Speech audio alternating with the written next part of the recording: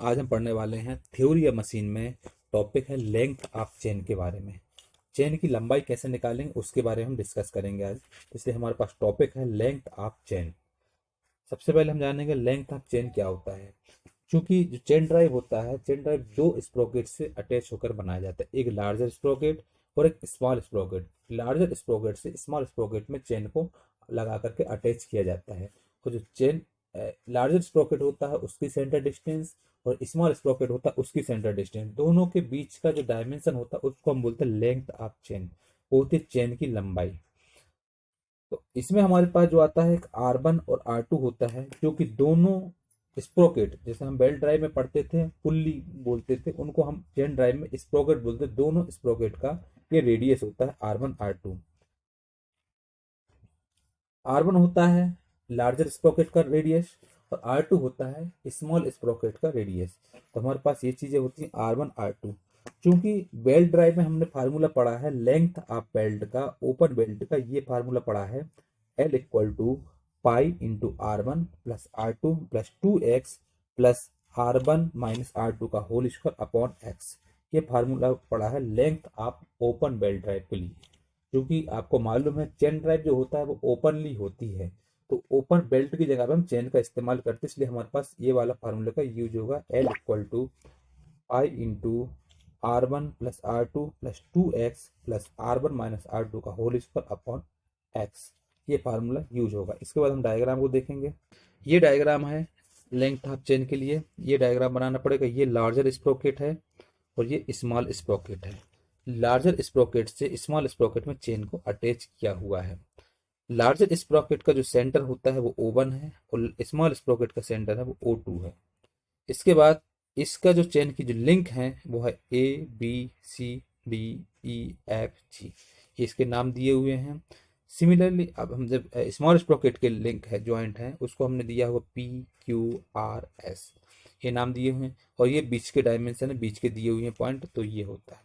इसमें जो हमारे पास one link to another link है, जो एक लिंक से दूसरी लिंक के लिए होता है, उसको पिच बोलते हैं।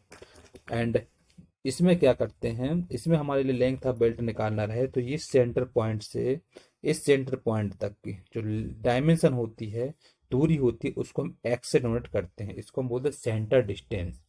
Centre distance of chain drive कहलाता है। ये चेन ड्राइव का सेंटर डिस्टेंस होता है एक्स की डायमेंशन। तो ये डायग्राम होता है चेन ड्राइव का। चेन ड्राइव का ये डायग्राम बनाना पड़ेगा जिसमें कि एक लार्जर स्प्रोकेट है, एक स्मॉल स्प्रोकेट है। इसमें हमको लिंक बनानी है जॉइंट ABCDEFG।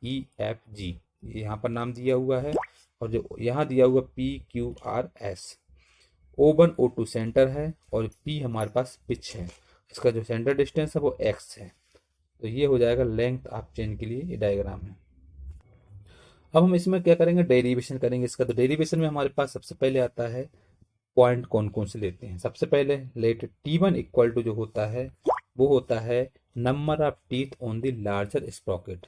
लार्जर स्प्रोकेट का नंबर ऑफ टीथ होता है T1 एंड T2 जो होता है number of teeth on the small sprocket. जो स्मॉल स्प्रोकेट होता है उसके नंबर ऑफ टीथ होता है T2 और जो लार्जर स्प्रोकेट होता है उसका नंबर ऑफ टीथ होता है T1। और P जो होता है वो होता है pitch of the chain. Chain का पिच होता है। और we have discussed in art the diameter of the pitch circle. आपने इसके पहले जो मैंने पढ़ाया है वो पढ़ाया है पिच सर्कल का डायमीटर। आप जानते हैं पिच सर्कल का डायमीटर का फार्मूला ये होता है D equal to P into cosec 180 degree upon T। अगर हमको डायमीटर ऑफ पिच सर्कल निकालना तो हम इस फार्मूला लगा सकते हैं D equal to P into cosec 180 degree upon T। अगर हम इसका रेडियस निकालें, डायमीटर का ये होता है, रेडियस निकालना तो R/2 हो जाता है।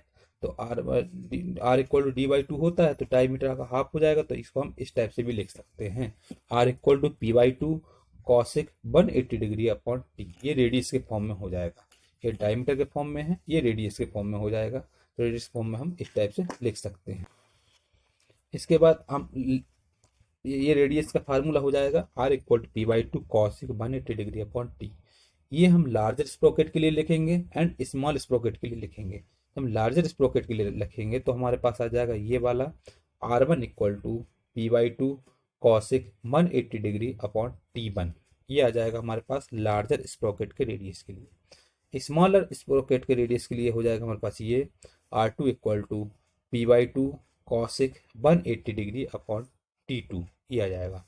1 आएगा हमारे पास लार्जर स्प्रोकेट के लिए, 2 आएगा स्मॉल स्प्रोकेट के लिए। 1 जो हमने लिया हुआ है लार्जर स्प्रोकेट के लिए शो किया हुआ है, और 2 लिखा हुआ है स्मॉलर स्प्रोकेट के लिए। तो रेडियस ऑफ 1 जो आ जाएगी लार्जर स्प्रोकेट के लिए, और स्मॉलर स्प्रोकेट के लिए R2 आ जाएगा। इसके नेक्स्ट जो लाइन है, लाइन ये है, since the term pi R1 plus R2 is equal to half the sum of the circumference of the pitch circle, therefore the length of chain corresponding to, जो हमारे पास length of chain में पाई R1 plus R2 था, वो आपका होता है बराबर या आधा होगा सर्कमफेरेंशियल ऑफ पिच सर्किल में। तो हमारे पास pi R1 plus R2 equal to होगा P/2 T1 प्लस T2। ये pi R1 plus R2 equal to P/2 T1 plus T2 होगा। इसके बाद हम लेंथ ऑफ जो चेन था उसका हम फार्मूला लगाएंगे। तो लेंथ ऑफ चेन का फार्मूला ये था, L equal to pi R1 plus R2 plus 2x plus R1 minus R2 का होल स्क्वायर अपॉन x, ये फार्मूला था। इस फार्मूले हमने वैल्यू पुट कर दी, तो पाई R1 प्लस R2 की जगह पे रखना है ये वाली वैल्यू। तो ये रख दिया P/2 T1 plus T2 plus 2x plus R1 की जगह पे रखना हमको ये वाला P/2 cosec 180 degree upon T2, and R2 की जगह जो हमको रखना है वो रखना है ये वाला P/2 cosec 180 degree upon T2 का होल स्क्वायर अपॉन x हो जाएगा। ये आ जाएगा लेंथ ऑफ चेन के लिए फार्मूला हो जाएगा, L equal to P/2 T1 plus T2 plus 2x plus P/2 cosec 180 degree upon T1 minus P2 upon cosec 180 degree upon T2 का होल स्क्वायर अपॉन x। इसके बाद इसको हम सॉल्व करेंगे। सॉल्व हम इस टाइप से करेंगे कि इसमें जो आता है हमारे पास, यदि एफ एक्स इक्वल टू हो जाएगा M into P, module into pitch होता है फार्मूला, X equal to module into pitch. तो एक्स जहाँ जहाँ है वहाँ पर एम पी की वैल्यू रख देंगे। तो यहाँ 2x था तो यहाँ पर 2 इंटू एम इंटू पी रखेंगे, यहाँ x था तो यहाँ पर 4 इंटू एम इंटू पी आ जाएगा, क्योंकि हमारे पास 1/2 था तो यहाँ पर 4 आ गया। तो यहाँ पर हम क्या करेंगे, p को हम कॉमन ले लेंगे तो p बाहर आ जाएगा। तो L equal to P into T1 plus T2 upon 2 plus 2m plus cosec 180 degree upon T1 minus cosec 180 degree upon T2 का होल स्क्वायर अपॉन 4m, ये हो जाएगा।